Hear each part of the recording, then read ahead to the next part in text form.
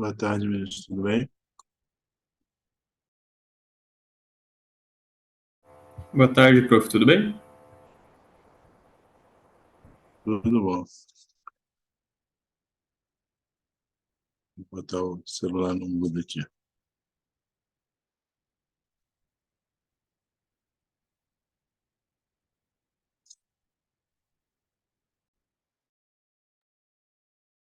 Estou por vocês, tá? Quando vocês quiserem, é só falar. Eu acho que vamos esperar só mais uns 2 minutinhos, ver se mais alguém entra, aí podemos começar.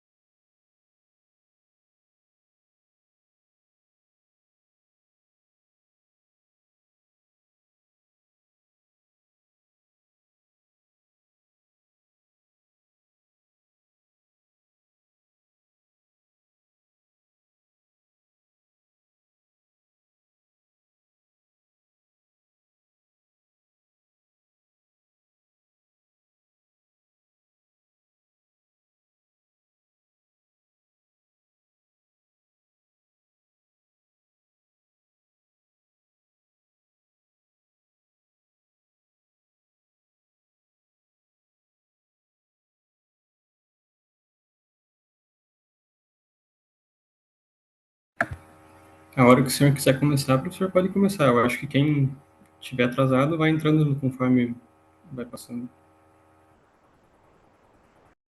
Compartilhar aqui com vocês, então, na tela. Tranquilo? Tá todo mundo vendo? Deixa eu... Para mim não está aparecendo ainda. Agora, apareceu ou não? Agora foi. Ele não está em tela cheia ainda. Ainda não tá em tela cheia para vocês? Não. Para mim já tá, já. Deixa eu abrir de novo, então, para ver se vai. Foi agora? Agora foi. Foi? E tá passando para vocês? Deixa eu ver aqui. Agora nem para mim. Agora foi. Tá passando? Agora foi. Agora está passando. Foi? Uhum. Não. Então, boa tarde. Obrigado pelo convite. É sempre bom falar para vocês, mesmo que seja no meio do feriado, né? Tá todo mundo com a cabeça em outro lugar, mas é sempre bom estudar um pouquinho. Eu particularmente gosto de estudar no feriado, né? Você está mais tranquilo quando você tá com a cabeça mais tranquila, né? Não está naquela correria. Não sei se vocês tiveram aula hoje, né? Eu só tive que trabalhar um pouquinho, mas nada demais. Então a gente vai falar um pouquinho sobre acidente vascular encefálico hemorrágico, especificamente do hemorrágico. Eu sei que quando a gente fala centraligas, etc., tem gente de tudo quanto é, vamos dizer assim, desde o primeiro ano até o mais adiantado, né? Então eu vou tentar ser um pouco direto, assim, sem aprofundar muito, mais como uma introdução ao assunto para que desperte o interesse, para que vocês possam fazer busca depois, né, de aprofundar, porque é um assunto bastante interessante, embora seja normalmente um assunto muito do especialista, né? Você acaba, até o acidente vascular isquêmico você acaba tratando num pronto-socorro, o clínico geral acompanha ali na hora, no primeiro momento. Normalmente o hemorrágico, isso vai para a mão do neuro, do neurologista, quando não do neurocirurgião, né? Ainda mais específico ainda.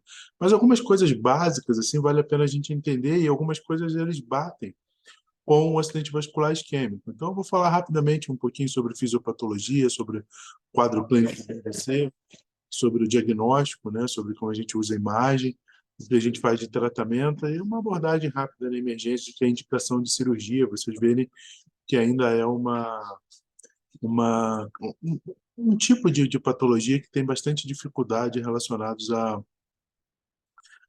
abordagem cirúrgica, né? A gente, embora tenha um tratamento, um protocolo, vamos dizer assim, vocês vão ver que as evidências ainda são bastante complexas em relação à indicação precisa ou não de uma intervenção cirúrgica. Ainda há muita discussão sobre isso. Bom, relacionados à fisiopatologia, então, embora seja extenso ali o, o meu guiazinho, não se preocupem não, tá? Eu pretendo falar uns 40 minutos, assim, no máximo, para dar tempo ainda da gente discutir, porque é um assunto que ainda tem tanta coisa a ser descoberta que é mais gostoso discutir sobre ele do que só dar uma explanação total, né? Então, a fisiopatologia. Bom, vocês sabem que o acidente vascular cerebral ele é a segunda maior causa de morte no mundo e talvez a principal no Brasil, porque a gente ainda tem, eu costumo dizer para os meus alunos, assim, quando eu estava no terceiro, quarto ano, no século passado, mas não tão distante assim, mais ou menos onde vocês estão agora, a primeira tomografia da Santa Casa do Rio foi instalada. A gente, para conseguir fazer uma tomografia, era quase uma aventura de outro planeta conseguir que o provedor da Santa Casa autorizasse, porque era caríssimo, etc. E isso evoluiu bastante, mas o cérebro, até o meado da década de 90 do século passado, há 20 anos atrás, 30 anos atrás, mais ou menos, ele ainda era um órgão que você não tinha acesso, né? O sistema nervoso central, de uma maneira geral, você não tinha nenhum tipo de acesso a ele. Eu me lembro ainda de ver, no primórdio da minha faculdade, no primeiro, segundo ano, a gente fazia uma coisa chamada ventriculografia cerebral, que era você anestesiava o paciente geral, você fazia uma craniostomia, que é um orifício de entrada no crânio, você funcionava o ventrículo, tirava o líquido, injetava ar, botava o paciente de cabeça para baixo, anestesiado, fazia um raio-x para você ver se tinha desvio de linha média ou não, para suspeitar de um processo expansivo ou algo do tipo, porque você não tinha um exame de acesso. E com a enorme evolução da cardiologia, as doenças cardiovasculares deixaram de ter uma mortalidade tão alta, né? E aí as doenças cerebrovasculares acabaram assumindo, porque agora, mesmo para gente, eu sempre cito isso como exemplo, na nossa região aqui, né, uma das regiões mais ricas do país, a gente não tem ainda em Pato Branco, por exemplo, um protocolo de acesso à terapia fibrinolítica para todos os pacientes que sofrem de um AVC. A gente não consegue chegar a tempo. Então, imagina no resto do país. Então, a doença cerebrovascular, ela tomou a frente nas questões, e o problema da doença cerebrovascular, na questão da mortalidade, é que ele vai além da mortalidade, né? Tem a questão da morbidade envolvida, né? Quando você não morre, você tem graves sequelas, afasias, hemiplegias, e normalmente em pacientes ah, numa idade extremamente ativa, né? Economicamente ativa, ali 50, 60 anos, quando eles estão em plena produtividade, com experiência para ter um bom desempenho. Mas o acidente vascular é definido por um déficit neurológico. Você vê que algumas definições ainda são até arcaicas, né? Geralmente focal, de instalação súbita. Essa questão de instalação súbita é importantíssimo que vocês gravem isso na cabeça. Todo sintoma neurológico de instalação súbita, até prova em contrário, ele é de origem vascular, né? Porque é o que faz aparecer o paciente estava bem e subitamente tem um déficit. De instalação súbita ou rápida progressão, questão de horas, sem outra causa aparente que não vascular, com duração maior que 24 horas, porque se a duração é menor que 24 horas, a gente está de frente a um ataque isquêmico transitório, né, que é o equivalente cerebral à angina pectoris, né? Você tem a dor, não tem um infarto, mas você não chegou a infartar realmente, né? Tem a baixo volume sanguíneo, você tem a isquemia, você tem a hipóxia, mas não chega a infartar, isso restitui-se o fluxo sanguíneo. Só que o problema é que hoje em dia ninguém espera 24 horas, né? Você não vai ficar 24 horas, será que é um AVC isquêmico? Será que é? O hemorrágico não deixa muita dúvida, a gente vai ver para frente, né? Mas será que é um AVC isquêmico? Será que é um AVC é um AIT? Eu vou esperar 24 horas para ver. Não, você tem que tratar em 3 horas. Aí, se você não tem que tratar em 3 horas para isquemia, que já é importantíssimo, também deve ser para a questão da hemorragia, né? A gente costuma dizer que tempo é neurônio, né? Não é só dinheiro, é neurônio também. O neurônio não resiste muito tempo sendo asfixiado ou com algum problema. Os prognósticos mudam muito do ponto de vista neurológico quando você retarda o tratamento. O ideal para qualquer tipo de evacuação, craniostomia descompressiva, é que seja feito o mais precoce possível.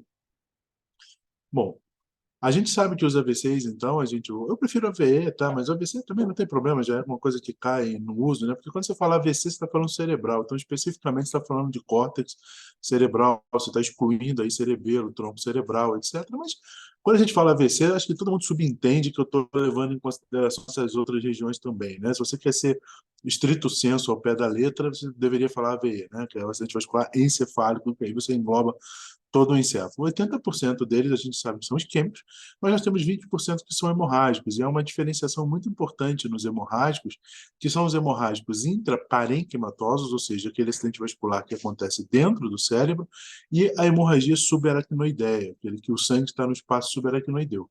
Muitas vezes eles se sobrepõem, né? Você tem hemorragias intraparenquimatosas que extravasam para o espaço subaracnoideu, e hemorragias inicialmente subaracnoideias que extravasam para o ventrículo e para o parênquima. Mas essa diferenciação é importante por um fator etiológico. Eu já vou adiantar um pouco quando a gente está falando de fisiopatologia. Então, se eu tenho um hematoma intraparenquimatoso, eu tenho alguns locais do encéfalo que são extremamente comumente afetados por hemorragias, por ruptura de vasos, por hipertensão arterial, por diabetes, por fatores de risco de doenças cérebro e cardiovasculares, né? E, para vocês terem uma ideia, isso normalmente é uma pergunta de prova de residência, quando você tem um paciente hipertenso, diabético, hipercolesterolêmico, sedentário, etc., e tem uma hemorragia em núcleos da base, tálamo, putâmia, etc., você pode classificar essa hemorragia como de origem hipertensiva, por exemplo, em vigência de um pico hipertensivo. Se essa hemorragia, até o cerebelo, às vezes você pode admitir, mas caiu dali, vai para tronco, vai para a região frontal, vai para a região temporal, você provavelmente tem algo por detrás, e essa é uma característica do acidente vascular encefálico. Ninguém sangra do nada, sangra por algum motivo, né? Pode ser uma ruptura de um vaso por hipertensão, como é nos núcleos da base, nas artérias tálamo-estriadas, ou por uma ruptura de uma malformação arteriovenosa, ou pela ruptura de um aneurisma, que é aí a hemorragia subaracnoideia. Por isso, o acidente vascular encefálico, essa divisão entre intraparenquimatoso e subaracnoideu, porque há uma mudança dos fatores etiológicos. E você, embora trate o acidente vascular encefálico hemorrágico, deve ser tratado como uma entidade nosológica sozinha, todo acidente vascular é uma síndrome, né? Ele é consequência de alguma coisa, nem que seja hipertensão, etc., ou um aneurisma ou uma malformação arteriovenosa. Então, a gente não pode esquecer que, passado o período agudo em que você tratou o paciente, você deve buscar a causa desse acidente vascular para que você possa tratá-lo, senão você está fazendo um tratamento pela metade. No AVC isquêmico, a gente sabe que há uma interrupção do fluxo sanguíneo que é causada por uma obstrução de uma artéria cerebral, ou por um coágulo, ou pela própria redução pela aterosclerose do calibre do vaso. Já no acidente vascular encefálico hemorrágico, o sangramento pode ocorrer dentro do cérebro, né, como eu falei, devido à ruptura de um vaso sanguíneo, mas em ambos os ou pela hemorragia subaracnoideia, né, pela ruptura de um aneurisma, que também não deixa de ser uma ruptura de um vaso sanguíneo, mas em ambos os casos, tanto isquêmico quanto hemorrágico, vai haver o que, basicamente, de fisiopatologia? Hipóxia, né? Você não consegue mais ter um fluxo de sangue adequado, então você tem uma hipovolemia, uma baixa de fluxo de sangue, e você tem, consequente a isso, uma hipóxia e uma ausência de nutrientes para as células cerebrais. E aí você entra num círculo vicioso, né? Você tem a lesão, essa lesão te promove hipóxia, te promove baixa de nutrientes, essa hipóxia e essa baixa de nutrientes vão promover mais lesão, que vai promover mais edema, que vai promover mais baixa de fluxo de sangue, que vai promover mais hipóxia, vai promover menos nutrientes, e você vai ter mais lesão cerebral. Então, isso é um círculo vicioso. A gente costuma dizer, embora não seja uma coisa correta, que você, na emergência, né, quando você pega um paciente com acidente vascular encefálico, você já não pode fazer nada pelo acidente. Ele já aconteceu. Agora, você tem que tentar sempre evitar a lesão secundária. A lesão primária, o acidente vascular, ele já ocorreu. Não é que a gente não possa fazer nada, né? Poderia fazer numa ponta anterior, eu poderia orientar esse paciente, se é um acidente vascular, por exemplo, por hipertensão, por diabetes, etc., poderia fazer um acompanhamento muito melhor para que ele não chegasse no nível do acidente vascular. Mas uma vez que já chegou, você não tem mais o que fazer. Toda a tua atenção eu não posso deixar isso ter uma lesão secundária. As zonas que ainda estão em compressão, que ainda não morreram, que estão na zona de penumbra, no, que é um termo usado muito mais para um acidente vascular isquêmico, né? Aquela área que está com baixo fluxo de sangue, mas ainda não morreu, né, não necrosou, você tem que tentar fazer o fluxo se restabelecer. O princípio é o mesmo num hematoma, numa hemorragia, né? Se você tem uma hipertensão intracraniana, isso comprime novos vasos, você tem que tentar diminuir essa hipertensão por esvaziamento do hematoma, né? Essa é a diferença do hemorrágico para o isquêmico, né? Você pode fazer uma intervenção cirúrgica no intuito de reduzir a pressão intracraniana, retirando, evacuando o hematoma, mas também tratar o paciente mantendo níveis tensionais, controlando o fluxo de sangue cerebral, etc., para que as zonas de penumbra não venham a piorar. Inicialmente, né, quando você tem essas lesões, você tem uma resposta inflamatória em que você libera citocinas, quimiocinas, o que leva ao aumento da permeabilidade vascular, da entrada de células inflamatórias no tecido cerebral, e aí você vai levar ao edema cerebral, devido ao aumento dessa permeabilidade, vai diminuir a drenagem linfática, que é baixa já no cérebro, e aí você vai num círculo vicioso. Então, tudo que a gente tenta fazer do ponto de vista de tratamento envolve esse conhecimento fisiopatológico para intervir nessa lesão secundária e impedir que essa lesão se alastre, piorando o prognóstico, piorando o quadro clínico do paciente, né? O edema cerebral, por que ele vai piorar, então, né? Porque ele vai comprimir novos tecidos cerebrais, vai deslocar, vai aumentar a pressão intracraniana e vai deslocar mais vasos sanguíneos, levando a maior diminuição do fluxo sanguíneo e a novas lesões. E aí a falta de oxigênio e nutrientes vão levar a essas vias de morte celular, né? Vai levar a apoptose, vai levar a necrose, e aí você vai ter danos irreversíveis do tecido cerebral. Então, como é que a gente vê isso na prática, né? O que você vê no paciente praticamente falando? O quadro clínico do AVC é um quadro clínico multifacetado, porque depende de onde você tem um AVC. Né? Se você tiver um AVC na região occipital, por exemplo, provavelmente você terá comprometimento relacionado à parte visual. Se tem na parte temporal, você vai ter comprometimento na linguagem. Na parte frontal, talvez uma questão muito mais de comportamento e alterações motoras. Então, depende da área que você vai ser afetado. Mas, de uma maneira geral, o paciente se apresenta com um quadro clínico, seja ele isquêmico ou hemorrágico, depende do tamanho da hemorragia, né? Hemorragias catastróficas levam o paciente a entrar em coma por hipertensão intracraniana. Hemorragias pequenas, e essa era uma das grandes discussões antes da tomografia, né? Isso é um acidente vascular isquêmico ou hemorrágico? Eu não tinha muita dúvida que o paciente tinha um acidente vascular, porque o quadro clínico é clássico, né? Um déficit neurológico súbito ou de rápida progressão, uma paralisia, uma plegia de um lado do corpo, uma dificuldade para falar ou compreender a fala, perda de visão súbita, tonturas, vertigens, dificuldade de marcha. Você suspeitava que era um AVC. E a gente passava horas discutindo se aquilo era um AVC hemorrágico ou isquêmico pelo exame clínico. Tem rigidez de nuca? Se tem rigidez de nuca, o sangue entrou em contato com o espaço subaracnoideu, faz rigidez de nuca, então é hemorrágico. Mas nem todo acidente vascular hemorrágico, o sangue entra em contato com o espaço subaracnoideu. Se for pequeno, o sangramento no núcleo da base, por exemplo, você não tem. Né? Se o paciente reduz muito o nível de consciência, provavelmente é hemorrágico, por causa da hipertensão intracraniana. O que também não é verdade, porque você pode fazer um acidente vascular isquêmico brutal, por exemplo, toda uma obstrução de uma artéria cerebral média, e isso faz um edema maligno cerebral, com uma hipertensão intracraniana brutal, e uma hemorragia pequenininha de núcleos da base nem faz hipertensão intracraniana. Então, era uma discussão interminável, porque a gente não tinha como ver no cérebro o que estava acontecendo. A partir do momento que você tem a tomografia, não se pensa mais hoje em dia sequer na possibilidade de você tentar ficar adivinhando se isso é um acidente vascular isquêmico ou hemorrágico. Suspeitou que é um acidente vascular, e aí o quadro clínico é clássico, imediatamente exame de imagem para você ver, porque você pode até, mas eu já ouvi falar, Frederico, e eu vou falar mais um pouquinho sobre isso, que o exame de imagem, a tomografia, ela não me mostra, por exemplo, que o paciente teve uma isquemia nas primeiras horas. Isso é verdade. Tá? Principalmente se for uma isquemia pequena. Hoje em dia, isquemias razoáveis, já não precisam nem ser grandes, com a grande resolução de imagem que os novos aparelhos tomográficos têm, já consegue se ver, ou pelo menos suspeitar de. Mas não importa se você vê se é isquêmico ou hemorrágico, importa você ver que não é hemorrágico, né? Porque o que vai fazer a diferença? Se eu vejo que não tem sangue, eu posso fazer uma terapia trombolítica. Se tem sangue, eu não posso fazer. Então, meu único objetivo é saber se sangrou ou não. E a tomografia é extremamente sensível para o sangramento, tá? Então, não há grandes problemas em você identificar. Bom, o quadro clínico, então, clássico, você vê que é multifacetado, porque qualquer região do cérebro pode ser afetada. E a gente costuma diferenciar também por territórios cerebrais o nosso quadro clínico. Tá? Como assim por territórios cerebrais? Então, acostume-se com essas abreviaturas, quem gosta de neuro, quem quer fazer neuro, tem que se acostumar com elas. Tá? ACM é a artéria cerebral média. Então, se eu tenho um acidente vascular predominante na artéria cerebral média, o que eu vou ter de sintomas? Eu vou ter um predomínio, uma plegia fácil braquial ou braquiofacial, tanto faz, motora, principalmente, do lado oposto ao que foi lesado, né, por um motivo óbvio, eu não vou ficar revisando a anatomia da questão do controle cruzado do cérebro, e normalmente um déficit sensitivo e uma afasia se o hemisfério dominante foi afetado.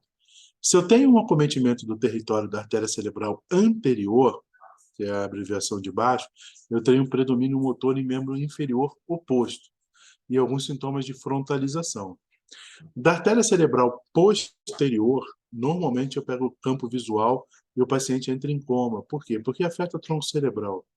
Afetou o tronco cerebral, afeta a substância reticular ativadora ascendente. Nós temos duas coisas que fazem a gente ter vigília com a realidade, né? Toda alteração da nossa vigília, toda vez que eu alterar a vigília, eu estou em coma. É que a gente dá um peso para essa palavra como se fosse aquele paciente entubado lá na UTI. Mas se eu tiver num Glasgow, que é uma escala para avaliar coma, 14, eu estou em coma, mas é um coma leve. Né? Então, se eu tenho um Glasgow 13, 14, eu tenho um coma leve. Se eu tenho um Glasgow 9, 10, 11, 12, eu tenho um coma moderado. Se eu tenho um Glasgow 4, 5, 6, 7, 8, eu tenho um coma grave. E o 3, morte cerebral. Né? E o 15, está normal, né? Não está em coma. Então, alterou o nível de consciência, eu considero esse paciente em coma, seja ele leve, moderado ou grave. Então, quando eu pego a substância reticular ativadora ascendente, que são duas regiões que me fazem entrar em coma, ou eu não tenho córtex frontal, ou eu não tenho a substância reticular ativadora ascendente. A substância reticular ativadora ascendente, ela é mais ou menos como um interruptor, né? Você acendeu um interruptor, te permite que a energia vá e acenda a luz. E o córtex frontal é mais ou menos quando você enxerga quando essa luz é liberada. Né? Eu, para poder acordar, para poder despertar, eu preciso da substância reticular ativadora ascendente. Então, quando eu faço uma lesão hemorrágica ou isquêmica nessa região, normalmente eu não consigo me conectar de novo com a realidade. Eu tenho um rebaixamento do nível de consciência. Na artéria basilar, a mesma coisa, né? Porque pega ponte, pega tronco cerebral, e aí pega pares cranianos, né? Você tem paralisia de pares cranianos, você já suspeita que tem uma lesão de tronco. E na artéria vertebral, normalmente o paciente tem muita náusea, muito vômitos, muitas vertigens, sintomas cerebelares e acometimento de pares cranianos baixos, né? O 12º, 11º par, que são os afetados. Vocês vão dizer assim, mas eu tenho que decorar tudo isso, né? Não, isso quem gosta, quem for fazer neuro, vai acabar vendo isso com calma. É que mas eu já vi vários pacientes com acidente vascular cerebral e eles não tinham esse, como é que eu vou dizer assim, esse quadro clínico tão específico. É porque, às vezes, quando você tem hipertensão intracraniana, que é o caso que a gente está lidando aqui pela hemorragia, você acaba tendo outras manifestações que não se restringem ao território da artéria afetada. Então, por exemplo, eu tenho um aneurisma que rompeu da artéria cerebral média. Eu faço uma hemorragia intraparenquimatosa, subaracnoideia, só que eu faço tanta hipertensão intracraniana que esse paciente entra em coma. Tá? É diferente de quando eu tenho, por exemplo, uma isquemia no território daquela artéria, e essa isquemia no território da artéria, eu me restringo normalmente, inicialmente, os sintomas àquela região. Tá? Então, é diferente da hemorragia. Não sei se isso deu para ficar claro para vocês. Tá? Agora, eu tenho também a questão relacionada aos sintomas mais comuns do acidente vascular encefálico hemorrágico. Tá? Então, quando eu tenho hemorragia intraparenquimatosa, eu tenho um déficit focal súbito, eu tenho cefaleia, porque eu faço hipertensão intracraniana, eu tenho náuseas, vômitos, eu posso levar o paciente a coma por hipertensão intracraniana. Normalmente, eu vou ter níveis pressóricos extremamente elevados, tá? E crise convulsiva em alguns casos, por causa da irritação do sangue no parênquima cerebral. Quando eu tenho uma hemorragia subaracnoideia, eu normalmente também tenho uma cefaleia súbita, só que aqui é uma cefaleia que normalmente quando o paciente sobrevive a essa cefaleia, ele consegue relatar para a gente como a pior cefaleia da história da vida dele. Para vocês terem uma ideia, quando você rompe o aneurisma e o sangue entra no espaço subaracnoideu, essa cefaleia, a pressão intracraniana vai a mais de 1000 milímetros de mercúrio. A pressão intracraniana, normalmente, ela é em torno de 10 milímetros de mercúrio. Então, quando você tem uma ruptura do aneurisma no espaço subaracnoideu, essa pressão intracraniana vai a mais de 1000. Tá? Então, é uma cefaleia brutal, o paciente perde a consciência por essa cefaleia. Então, muita náusea, muito vômito, vertigens e muito sinal de irritação meningea pelo sangue no espaço subaracnoideu. Tá? Existe uma, para vocês terem uma ideia, existe uma lei chamada Lei de Drake, que é um neurocirurgião canadense que mais operou aneurismas no mundo. Ele diz o seguinte: metade dos aneurismas que rompem, o paciente morre na hora. Tá? Então, você tem 100 pessoas que romperam o aneurisma, 50 vão morrer na hora da ruptura, eles não vão chegar vivos ao hospital. Tá? Dos 50 que chegam vivos ao hospital, metade deles vão morrer em 24 horas. Porque a hipertensão intracraniana, o vasoespasmo, a isquemia secundária, a lesão é tão grave que desses 50, dos 100 primeiros iniciais, 50 chegam vivos no hospital, 25 desses morrem em 24 horas. Então, depois de 24 horas, eu só tenho 25 vivos. E em uma semana, metade deles vão morrer por outras complicações decorrentes da hemorragia. Então, dos 100 que romperam o aneurisma, em uma semana eu vou ter 12 vivos. Eu estou dizendo vivos, eu não estou dizendo nem da morbidade, das sequelas. Então, é uma doença gravíssima, muito grave, né? E que tem sintomas muito intensos. Então, a grande diferença entre um sintoma de um acidente vascular isquêmico e de um hemorrágico é, normalmente, os isquêmicos, principalmente os que não são hemisféricos, eles têm quadros clínicos restritos à artéria que foi afetada, enquanto que os hemorrágicos normalmente se manifestam mais gravemente por uma questão de hipertensão intracraniana. Mas, mesmo assim, não dá para você afirmar que foi isquêmico ou hemorrágico sem uma investigação mais comum. Para que a gente possa fazer o diagnóstico, então, se isso é um acidente vascular encefálico hemorrágico, se isso é um acidente vascular encefálico isquêmico, o diagnóstico é baseado, sim, no exame clínico, na história clínica, mas principalmente no exame de imagem. Tá? Aqui não é aquela coisa de a clínica é soberana, então, aqui confunde muito. É sempre importante a gente examinar, é sempre importante fazer história clínica, mas diagnóstico de acidente vascular tem que ter exame de imagem. Se não tiver exame de imagem, você não tem como afirmar o que é. E a tomografia de crânio segue sendo o mais utilizado pelo simples motivo de que ela é extremamente eficaz para aquilo que a gente quer saber e pelo simples motivo de que ela é muito acessível hoje em dia. Né? Eu falei para vocês que tinha a primeira tomografia da Santa Casa no Rio. Hoje em dia você tem tomografia em cima de posto de gasolina. Né? Se você for no posto de gasolina, abastece o carro, faz uma tomografia. Se quiser, muito aqui em Pato Branco nós temos 3 ressonâncias.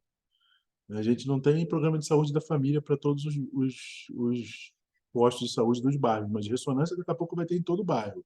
Né? Então, assim, é uma questão de como é orientado o nosso sistema de saúde. Obviamente, fazer ressonância dá lucro e o programa de saúde da família não tanto. Mas o que eu quero dizer é que não há mais desculpa para você não fazer um exame de imagem. E a tomografia, ela é eficaz, ela é, inclusive, padrão para a sociedade, a Academia Brasileira de Neurologia, a Sociedade Brasileira de Neurocirurgia, a Academia Brasileira de Neurocirurgia e para a World Federation of Neurosurgery, para a Academia Mundial de Neurologistas. O exame padrão é a tomografia computadorizada sem contraste, porque a única coisa que eu quero ver é se tem sangue ou não. Tá? Isso é muito claro para definir o nosso tratamento. Então, o exame de imagem, neuroimagem, ele é fundamental para estabelecer o diagnóstico e, a partir daí, vamos iniciar as condutas terapêuticas para os pacientes. A questão da conduta terapêutica para o acidente vascular isquêmico, a gente pode até marcar um dia para falar, vocês já sabem que é tentar um delta-T para um fibrinolítico. Se não for possível, você vai fazer apenas um tratamento convencional. Na questão aqui que a gente está falando hoje do acidente vascular hemorrágico, então a tomografia é suficiente para o diagnóstico. Todas as tomografias aqui são de casos meus, de pacientes autorizados, tá? Então por isso que não tem ali a fonte de onde é, porque é minha foto e foi autorizado pelos pacientes. Então não tem nenhum problema de você, não é difícil você ver numa tomografia, a setinha aparece para vocês, não aparece? Quando eu mexo, a setinha do cursor? Tá Então, aparecendo.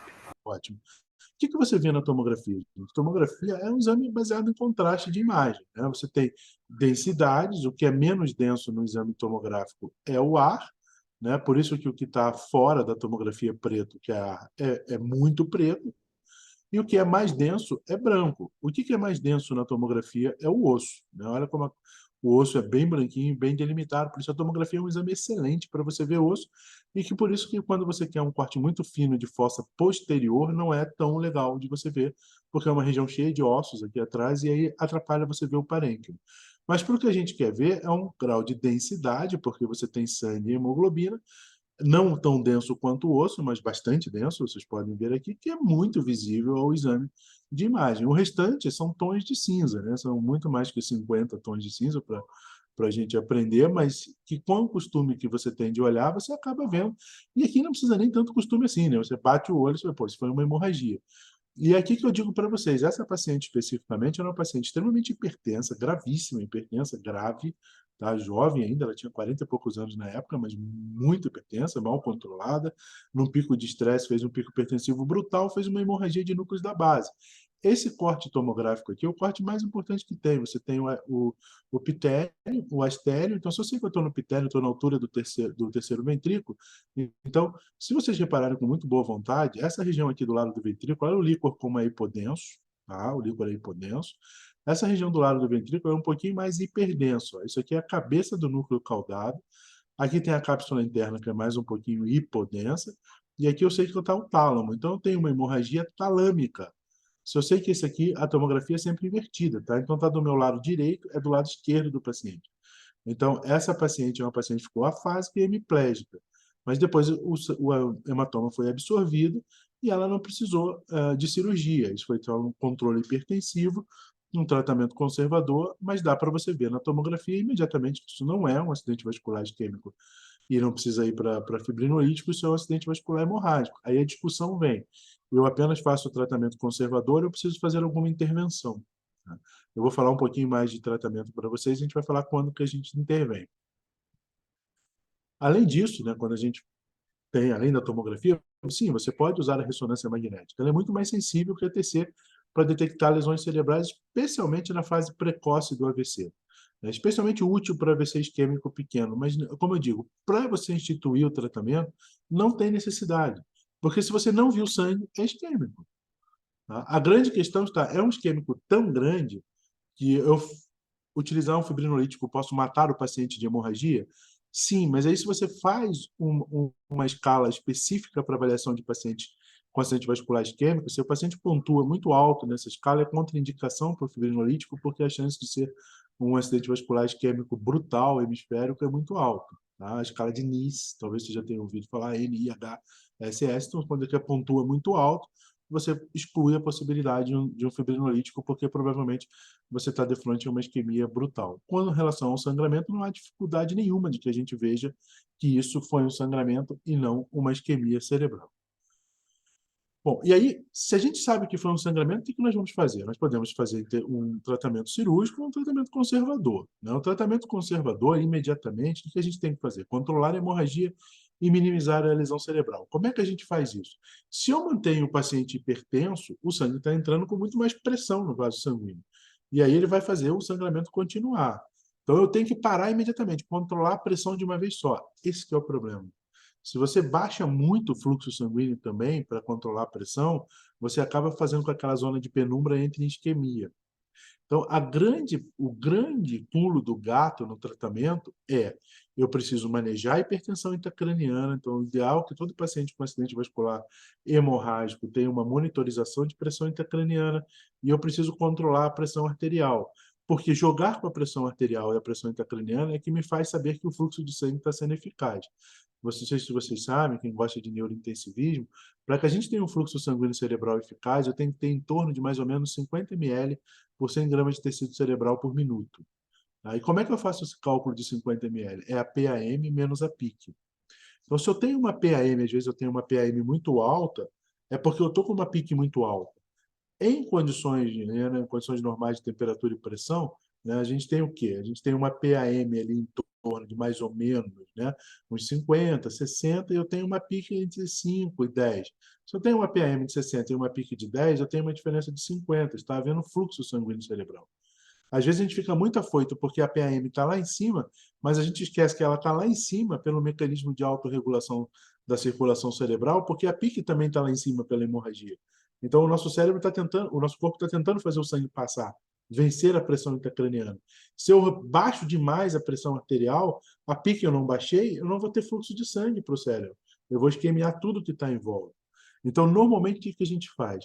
Evacuando ou não a pressão intracraniana, a gente normalmente diminui em torno de 10 a 15% dos níveis tensionais do paciente em torno de mais ou menos, tá, 8 horas a 10 horas, você já começa a diminuir. E aí, o restante você vai controlar em 24, 48 horas depois, de acordo com o manejo da PIC, sempre mantendo uma pressão de perfusão cerebral adequada. Então, reduzir a pressão arterial sem ser muito afoito, esse é o tratamento. Você reduzir 10 a 15%, e reduzir 10 a 15%, gente, é tão simples. Sabe o que a gente pode fazer?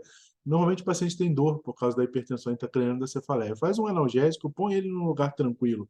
Relaxa ele numa UTI, com a família, ou num quarto que você possa estar do lado. Se ele está te entendendo, conversa com ele tranquilo. Se ele não está em coma, faça um bom analgésico, você já reduz a pressão arterial só por tirar dor. 10 a 15% é bem tranquilo de reduzir. Tá? Tratamento de, se o paciente usa anticoagulante, se o paciente é hemofílico, ou qualquer coisa que possa piorar o sangramento, você tem que reverter. Eu sei que cardiologistas amam esses novos anticoagulantes agora, né, que não são mais a base de varfarina, né? E o varfarina era um saco, desculpa a expressão, você tem que ficar fazendo INR para ver se está anticoagulado, etc, etc, etc. Só que tem que lembrar que o varfarina tem antídoto, né? Você pode fazer vitamina K. Esses novos anticoagulantes não têm antídoto. Se o paciente faz uma hemorragia cerebral, desculpa, é quase que para ir para o saco, porque para você operar, quando você faz uma craniotomia, o paciente já perde em torno de 800 ml a 1 litro de sangue, porque é uma região extremamente vascularizada. Né? Ou seja, quem já teve aqui um cortezinho de supercílio, né? Sabe como sangra a região encefálica, a região do crânio de uma maneira geral, porque o cérebro, embora ele tenha nem, né, algumas pessoas não têm mais que 2, 3 quilos, ele recebe quase 30% do débito cardíaco, então é muito alto o volume de sangue. Então, se você não tem coagulação, quando você vai mexer nesse cérebro, você vai exanguinar o paciente. Então, é uma droga quando você tem uma hemorragia no paciente que é anticoagulado. Mas se você tem um antídoto, tem que fazer, tem que tentar fazer, tem que tentar fazer o paciente não ter problemas de coagulação. E se a gente indica ou não cirurgia para remoção do coágulo, que é a craniotomia para drenagem do hematoma intraparenquimatoso. Então, quando a gente faz na emergência a nossa abordagem inicial do paciente, a grande questão da abordagem inicial está: eu estou de frente a uma hemorragia intra, eu trouxe 2 exemplos assim, né, para aquela coisa que você vê assim, pô, não tem como você não ver que há diferença entre uma tomografia e outra, né? Que diferença a gente está vendo? Isso aqui é uma hemorragia intraparenquimatosa, mas você veja que é uma hemorragia lobar, ela não pega mais só o núcleo da base, ela pegou todo o lobo temporal. O que essa paciente tinha? Essa paciente tinha uma malformação arteriovenosa. Tá? Então, quando você não vê, não é hipertenso, não é um paciente que está com uma hemorragia só em núcleos da base, saiu dali, você tem que tentar investigar se tem alguma coisa por detrás. E essa tomografia da direita, Frederico, o que são esses pontos brancos? É contraste? Não, isso é sangue. Tá? É sangue no espaço subaracnoideu. Isso é uma tomografia típica de uma hemorragia subaracnoideia. Então, você vê a diferença de uma hemorragia intraparenquimatosa e de uma hemorragia subaracnoideia. Qual é o problema que eu trouxe aqui para os dois? Quando é uma hemorragia por hipertensão, você só tem que ter cuidado se você for drenar, para você drenar e não fazer o vaso que sangrou, porque o coágulo, o que acontece? Você faz o sangramento, faz um coágulo, ele tampona o vaso que estava sangrando. Se você tira o coágulo todo, aquele vaso volta a sangrar. Então, às vezes, você apenas reduz em torno de 50% do volume sanguíneo do hematoma, e aí você deixa a parede do hematoma coagulada, usa um anticoagulante local para não voltar a sangrar. Quando você entra na suspeita de que haja alguma coisa por detrás, é pior ainda, porque se você tenta entrar aqui para drenar esse hematoma, você pode arrancar a malformação arteriovenosa fora e matar o paciente. Quando esse paciente com hemorragia subaracnoideia faz um hematoma grande e você tem que drenar, você pode fazer um aneurisma voltar a sangrar. Então, tudo isso tem que ser levado em consideração na cabeça do cirurgião quando ele vai indicar a cirurgia. A gente falou de tratamento conservador, e quando eu falo de tratamento conservador, eu não citei, mas eu acho que está na cabeça de vocês, o ABCD, é uma emergência médica, né? Manutenção de vias aéreas, manutenção da circulação, tudo aquilo, e o controle pressórico, evitar os fatores de risco de sangramento, manter o fluxo sanguíneo cerebral e indicar ou não a cirurgia. Quem for fazer neurocirurgia vai ter que saber os motivos de indicação. Um deles, por exemplo, é um desvio de linha média maior que meio centímetro. Olha aqui a crista Galli, aqui está a foice cerebral. Aí a gente tem um desvio da linha média, olha como os ventrículos foram empurrados para o outro lado, maior que meio centímetro. Isso é uma indicação precisa para a cirurgia, porque isso aqui é uma hipertensão intracraniana grave. Nós também temos que calcular a área do hematoma. A área do hematoma você calcula em todos os cortes tomográficos. O maior diâmetro antero-posterior do hematoma, látero-lateral do hematoma e a profundidade, em quantos cortes ele aparece. Você multiplica tudo isso por 4π/3, que é um cálculo de volume em área, que vocês acharam que nunca mais iam usar depois do segundo grau, mas, né, a gente faz aquela pergunta, eu nunca vou usar isso na minha vida? Vai usar para calcular o volume do hematoma. Se o volume do hematoma em fossa anterior é maior que 70 ml, é 100% de óbito. Tá? Operar esse hematoma é exercício de técnica, não tem motivo. Se em fossa posterior é maior que 30 ml, 100% de óbito. Tá? Não tem, mesmo você drenando, mesmo você operando, o estrago é grande demais para que você possa resolver o problema. Então, a gente tem que calcular para a indicação cirúrgica o quadro clínico do paciente, óbvio, o desvio de linha média maior que meio centímetro, calcular o volume do hematoma e o estado prévio do paciente. Era um paciente jovem, líquido, chegou em menos de 4 horas. Você tem toda uma indicação para tentar melhorar esse hematoma, sempre lembrando do que pode haver algo por detrás do hematoma e cuidado quando você for operar ou drenar esse hematoma. Quando falando assim, parece, então não tem discussão que eu tenho uma indicação cirúrgica. Mais ou menos, né? Porque você tem o perigo de ter algo por detrás do hematoma. Então, essa paciente aqui da direita, que é uma hemorragia subaracnoideia, ela não tem indicação como essa daqui de uma drenagem do hematoma. O sangue é em todo o espaço subaracnoideu. Você faz todo o tratamento conservador, ABCD, controla a pressão, mantém monitorização de pressão intracraniana, e depois eu tenho que saber por que ela fez uma hemorragia subaracnoideia. E é esse exame aqui da esquerda.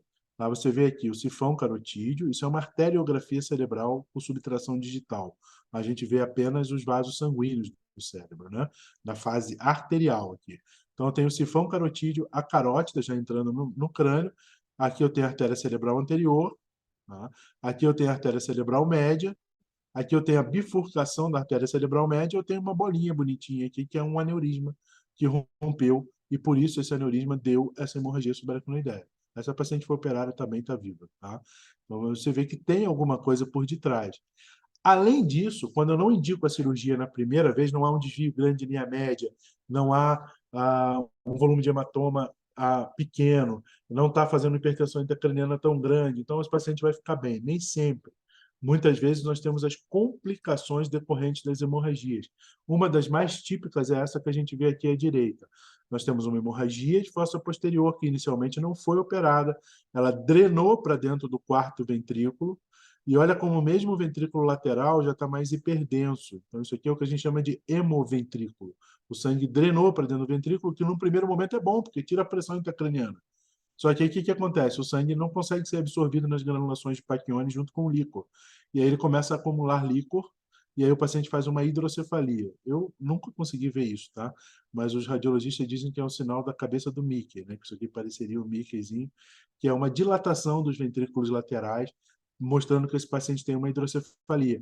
Aí você tem que calcular algumas vezes, colocar uma derivação externa, esperar ele lavar todo o líquor, parar de sair sangue, sair limpinho, para depois você tirar a DVE, que é a derivação ventrículo externa, e mesmo assim você tem que avaliar. Eu nunca tiro de uma vez, eu fecho a DVE 24, 48 horas para ver se esse paciente, mesmo sem o sangue, não desenvolverá uma hidrocefalia definitiva. Eu tenho que colocar uma DVP, uma derivação ventrículo peritoneal.